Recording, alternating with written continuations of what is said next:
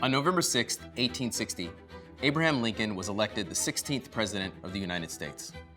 Just 6 weeks later, on December 20th, South Carolina seceded from the Union. They were followed in January 1861 by 5 more states: Mississippi, Florida, Alabama, Georgia, and Louisiana, followed by Texas in early February. On February 8th, in Montgomery, Alabama, these 7 states formed the Confederate States of America with Jefferson Davis as their president. Confederate leaders used states' rights and the doctrine of nullification to justify seceding from the Union. Debate over states' rights and the interpretation of the 10th Amendment had existed since the late 18th century. In the early 19th century, the Supreme Court affirmed the supremacy of the federal government, prompting South Carolina Senator John C. Calhoun to develop the doctrine of nullification in the 1830s, arguing that states had the authority to nullify federal laws. Tensions escalated quickly. In early 1861, the Confederate States of America claimed all forts within Confederate territory. By April, only 2 southern forts remained under Union control: Fort Pickens in Florida and Fort Sumter in South Carolina. Fort Sumter had little military value for the Union. It was unfinished, and its 60 guns pointed towards the ocean.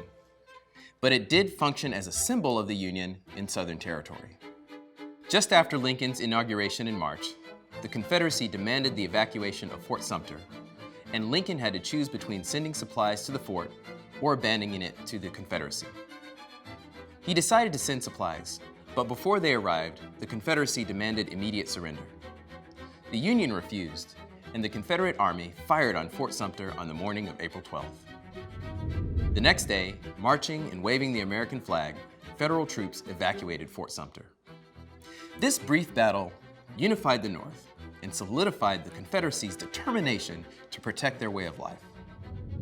The Battle of Fort Sumter also marked the beginning of a devastating 4-year war that was, ultimately, about whether the Republic of the United States could survive this internal strife.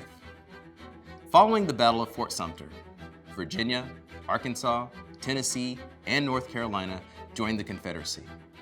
Only 5 slave states, called the border states, remained part of the Union: Delaware, Kentucky, Missouri, West Virginia, and Maryland.